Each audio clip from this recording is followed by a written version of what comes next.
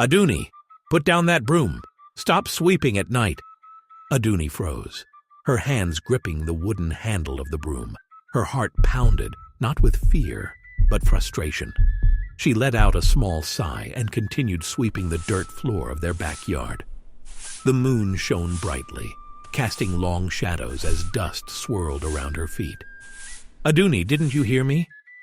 Her mother, Yemi, added as she stepped out of their small mud house, her wrapper tied tightly around her waist. Aduni straightened her back, rolling her eyes slightly before turning to face them. "Mommy, Nana, I don't understand why you people keep shouting about this. What is the big deal? It's just a broom and some dust." Her grandmother stepped forward, her face lined with age and wisdom.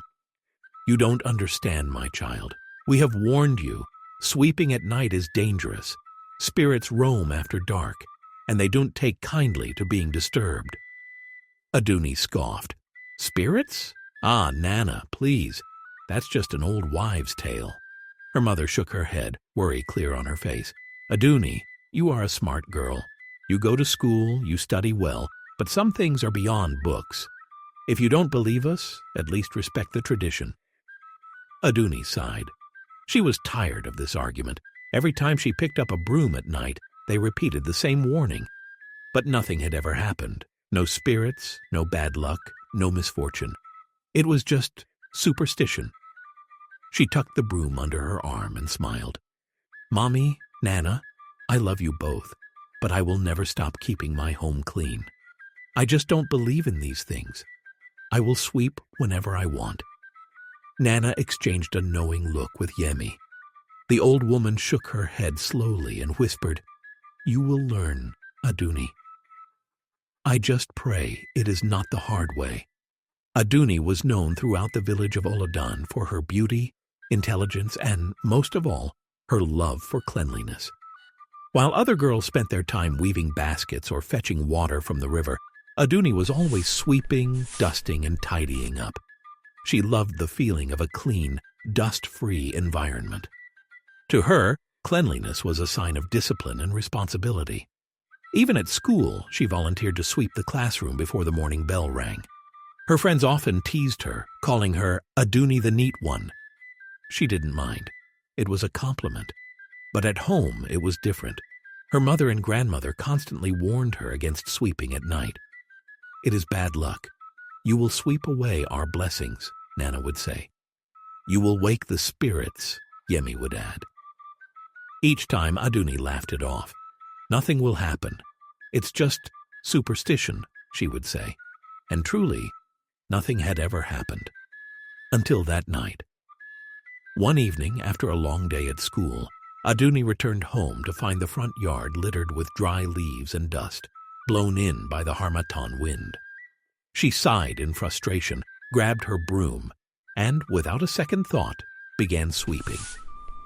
The night was unusually calm, too calm. There was no village chatter, no distant sounds of goats bleating, no children's laughter. Even the wind had stilled, as if holding its breath. As she swept, a soft whistle slithered through the air. It was faint, almost unnoticeable. Aduni stopped, her ears strained. "Who's there?" she called out. Silence, shrugging, she continued. Swish, swish, swish. Then a whisper. "Aduni." She froze. Her grip on the broom tightened. Her heart pounded against her ribs. "Mommy? Nana? Is that you?" she called, stepping toward the house. No response. Her breath caught in her throat, but she shook it off. "It's just my mind playing tricks on me." As she swept the last pile of dust, something cold brushed against her ankle. She gasped and looked down. Nothing. A shiver ran down her spine. Without thinking, she tossed the broom aside and rushed inside, bolting the door behind her. That night, sleep did not come easily. The next few nights, strange things began to happen. One night, as she reached for her broom, the oil lamp beside her flickered violently, though there was no wind. The flame stretched unnaturally high, casting long, moving shadows on the walls. She blinked, and just like that, everything was normal again. Another night, while sweeping the backyard, she heard a soft humming. A woman's voice, melodic yet haunting. She turned swiftly, expecting to see her mother or grandmother. No one was there. One evening, after sweeping, she noticed them. Long, deep, unrecognizable prints in the dust. Not human, not an animal. Just there, as if something had walked through the yard unseen. And then things started going wrong. Her mother's once thriving market stall suddenly became empty. Customers stopped coming. People whispered and avoided their home. At school, Aduni's performance dropped. Words blurred on the pages of her books. Her teachers scolded her for simple mistakes. Her sharp memory faded. Her closest friend, Raliat, pulled her aside one afternoon. "Aduni, please listen to them. Stop sweeping at night. Something is not right." Aduni waved her off. "You too, Raliat? You all sound like my mother." Raliat grabbed her hand tightly. "Then explain why you always look tired. Why is your mother losing money? Why are people avoiding your house? Aduni, don't be stubborn." Aduni's throat tightened. Deep inside, fear was creeping in, and the real terror was yet to come. As the years passed, Aduni blossomed into a striking young woman. Her beauty was the talk of Olodan, and suitors came from far and wide to ask for her hand in marriage. Her mother and grandmother were overjoyed, believing she would soon be married into a respectable family. But something strange began to happen. Each time a suitor came, after expressing interest and making arrangements, they never returned. First, it was Kola, the rich merchant's son. He was captivated by Aduni's beauty and kindness, but days after leaving, he sent word that he had changed his mind. Then came Bode, a skilled farmer with vast lands. He, too, disappeared after their first meeting. One by one, every suitor found an excuse to abandon their proposal, leaving Aduni confused and heartbroken. Rumors spread. She has been cursed. Something unseen chases her suitors away. Nana looked at her granddaughter with sorrowful eyes. "Aduni, you have done something wrong. You disturbed what should have been left alone." Aduni refused to believe it. "Nana, it's just a coincidence. Perhaps they were never meant for me." But deep down, a seed of doubt had been planted. Then something even more terrifying happened. That night, despite all the warnings, Aduni picked up her broom once again. The night was darker than usual, the sky clouded. An unsettling silence settled over the village. Even the crickets had lost their voices. As she swept, she heard footsteps approaching, heavy, slow, deliberate. Aduni paused. She listened carefully. "Mama?" "Nana?" she called. No response. She took a cautious step forward, peering into the darkness. Then she saw it, a pair of glowing red eyes staring at her from the shadows near the tree at the edge of the compound. Her throat went dry. Her legs trembled. The figure stepped forward. It was tall, cloaked in darkness, its form shifting like smoke. "Aduni."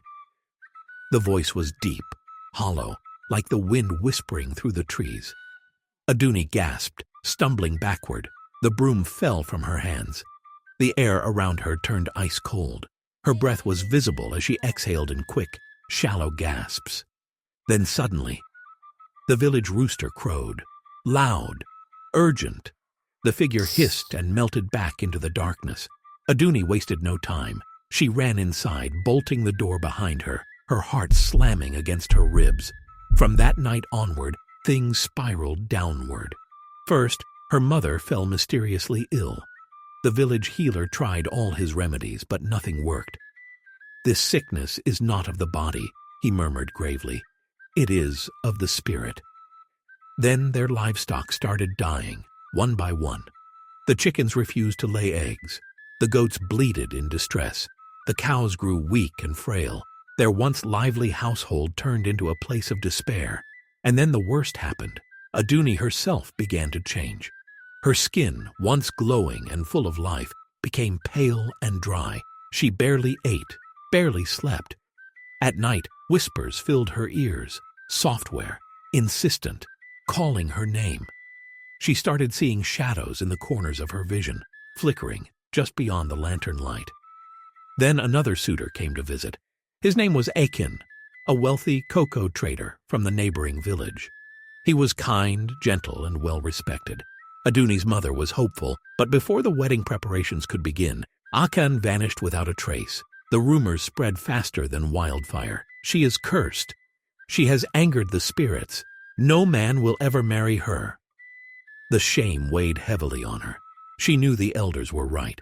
She had mocked the traditions, ignored the warnings, and now she was paying the price.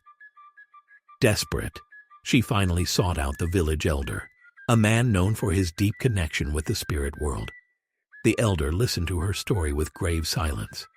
Then he spoke. "You have broken a sacred rule, child. The spirits are not to be disturbed." Aduni fell to her knees. "Baba, please, tell me what I must do."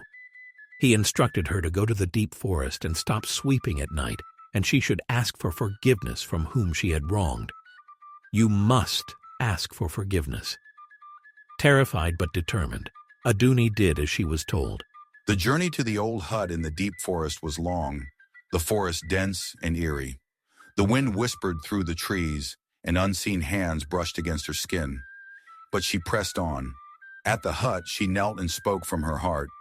"I was wrong. I mocked the wisdom of my elders. Please forgive me." A sudden wind swept through the trees. The whispers ceased.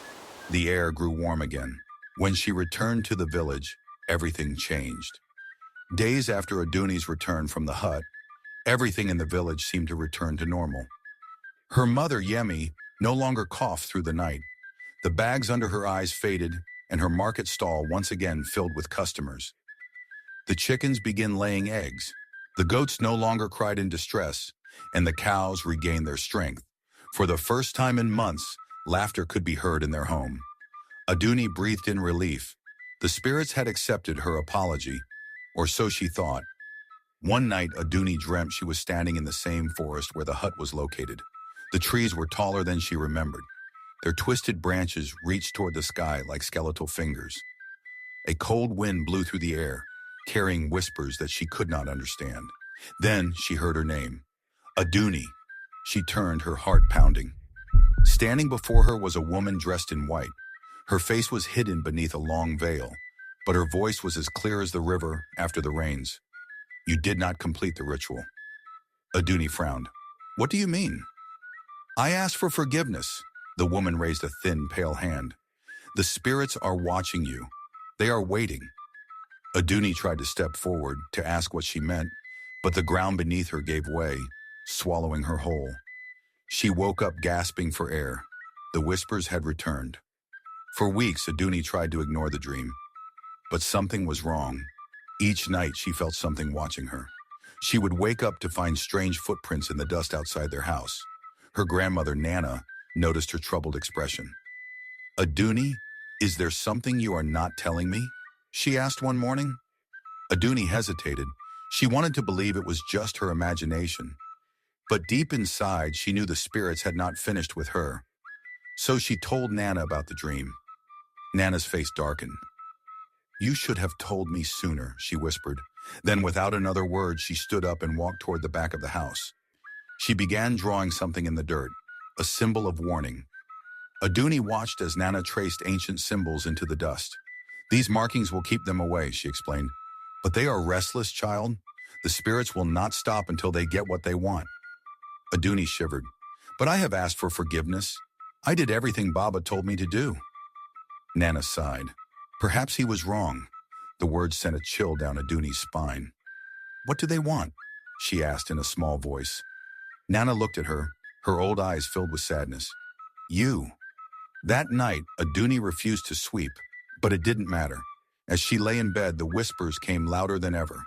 "Aduni, Aduni, come with us." She squeezed her eyes shut. A shadow moved in the corner of her room. At first, she thought it was just a trick of the lantern's flickering light. But then, it stepped forward. A tall, dark figure. No face. No eyes. Just emptiness. Aduni screamed. Her mother and Nana rushed in, holding on to her trembling body.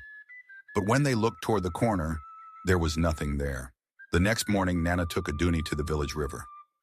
Water is powerful, she said as she scooped some into a small clay bowl. It cleanses, it protects, but it also holds secrets. She began chanting, her voice low and steady. Then she poured the water onto the ground. As the liquid seeped into the earth, a shape began to form in the dirt. Aduni's heart nearly stopped. It was the same symbol from her dream.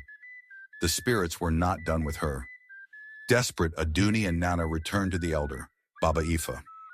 He listened as they told him everything. The dreams, the whispers, the shadow in her room. When they finished, he sighed deeply. I feared this might happen, he murmured. Aduni's stomach twisted. What do you mean? Baba Ifa leaned forward. You asked for forgiveness. It was accepted. But it was not enough. Aduni's heart pounded. Then what do they want? The elder's gaze was heavy. They don't just want you to ask for forgiveness, child. They want you to finish what you started. Aduni had to return to the hut. But this time, alone. Nana protested. No, she cannot go back there by herself. But Baba Ifa shook his head. This is the only way. Aduni swallowed hard. She had no choice. The spirits would not stop until she faced them herself. That night, with only the moon as her guide, she began her journey. The forest was darker than before. The trees whispered as she passed. She clutched her calabash and the white cloth Baba Ifa had given her. Then she reached the hut, and she was not alone. A figure stood at the hut, the woman from her dream.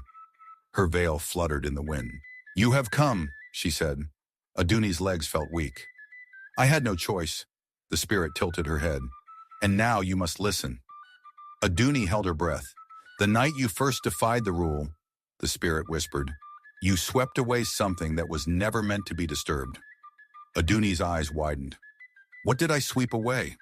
The woman lifted her veil, and Aduni's blood ran cold. She knew that face. It was hers. Aduni's breath hitched in her throat. The spirit's face was her. The same dark skin, the same high cheekbones, the same wide eyes staring back at her. How? She whispered, stepping back. The spirit, her reflection, her ghost, smiled sadly. You swept away your own fate, Aduni. Aduni's heart pounded. I don't understand. The spirit's eyes darkened. You were never meant to touch that broom after nightfall. The moment you did, you disturbed the spirits. You swept away your luck, your future, your very essence. Aduni shook her head. That's not possible. But deep down she knew. Her suitors, the bad luck, the whispers in the night. She had brought this upon herself, and now the spirits were here to claim what they had taken. The spirit raised a hand, and the wind howled through the trees. You have one chance, Aduni, she said. One chance to take back what was lost. Aduni's body trembled. What must I do? The spirit pointed to the calabash in Aduni's hands. You must make a choice. Either drink the palm oil and take back your fate, or leave it and accept the life the spirits have given you. Aduni's throat went dry. If she drank, would everything return to normal? Would her luck return? Would her suitors come back? Or would it only make things worse? She hesitated. The spirit's eyes bore into hers. Choose. Aduni's fingers tightened around the calabash. She lifted it to her lips, her heart pounding. The scent of the oil was sweet, almost hypnotic. As she took the first sip, a chill shot down her spine. The trees around her shuddered. The ground beneath her feet shifted. The spirit's eyes flashed. She has already taken Aduni's face. Once you drink, there is no turning back. Aduni hesitated again, but she had come this far. She tilted the calabash and drank deeply. The moment the liquid touched her tongue, the world spun. Darkness swallowed her whole. When Aduni opened her eyes, she was no longer in the forest. She was standing in the middle of her family's compound. But it wasn't the same. The house was newer, the trees were shorter, and in front of her, she saw herself. A younger version of her, no older than 10, holding a broom. Her grandmother Nana stood nearby, warning her. Never sweep at night, Aduni. But little Aduni only laughed. Then she swept, and as she did, something shifted in the air. The sky darkened. The trees swayed without wind. A shadow crawled out from the earth, watching, waiting. Aduni gasped. This wasn't the first time she had swept at night. She had done it before, years ago, and the spirits had been watching ever since. The vision faded, and Aduni gasped for air. She was back at the butt, the spirit still standing before her. You swept away your destiny long before that night, the spirit whispered. Tears burned in Aduni's eyes. Then why wait until now? The spirit's face twisted. Because we are patient. We let you live. We let you grow. She took a step forward. And now it is time to take what was lost. The wind roared. Shadows swirled. The ground beneath Aduni's feet cracked. She tried to move, but something held her in place. A cold hand gripped her wrist. A second hand touched her forehead. And then, a voice. Enough! The grip on Aduni loosened. The wind stopped. The shadows stilled. Aduni turned. Baba Ifa stood at the edge of the hut, a staff in his hand. The spirits have taken enough, he said, his voice calm but firm. The spirit of Aduni glared at him. She belongs to us. No, Baba Ifa said. She belongs to her people. The spirit hissed. She defied the rules. Baba Ifa's eyes softened. Then let her fix what was broken. Aduni's heart pounded. Was there still a way to save herself? Baba Ifa turned to Aduni. There is one last chance, he said. But it will not be easy. Aduni swallowed. Tell me. He handed her a small clay bowl. Inside was a mixture of white chalk, ground herbs, and water. You must mark your home, he said, and you must sweep the dust back into the earth before the sun rises. Aduni's hands trembled. Sweep again? She had swept at night before, and that's what caused all of this. But Baba Ifa nodded. This time, you are not sweeping away fate. You are sweeping away the spirits. Aduni took a deep breath, and she accepted. That night, Aduni returned home. The village was silent. Everyone was asleep. She knelt at the doorway, dipping her fingers into the chalk mixture. She drew symbols of protection on the walls. Then she picked up the broom. She whispered a prayer, and she began to sweep. The wind howled. The night trembled. The spirits did not want to leave. But Aduni kept sweeping. Each stroke of the broom pushed them back. Each movement sent them further into the shadows. Then as the first light of dawn touched the sky, the whispers stopped. The spirits were gone. The air was lighter. The house felt warm again. And for the first time in years, Aduni felt free. Nana smiled. You have broken the curse. Her mother, Yemi, hugged her tightly. The spirits are at rest. Aduni exhaled. She had fought. She had suffered. But in the end, she had won. And from that day forward, in the village of Oladan, no one ever swept at night again. Years passed. Aduni married a kind man. She had children. She lived a long, happy life. But every now and then, when the wind blew softly through the village, she would hear it, a faint voice, a whisper in the wind. Aduni. She would close her eyes. She would remember, and she would never forget. The story teaches that traditions often carry hidden wisdom, and ignoring them can lead to unforeseen consequences. It reminds us that our actions affect not just ourselves, but those around us. Most importantly, it shows that redemption is always possible when we acknowledge our mistakes and seek to make things right. If you enjoy the story, please subscribe, like, and comment for more captivating stories.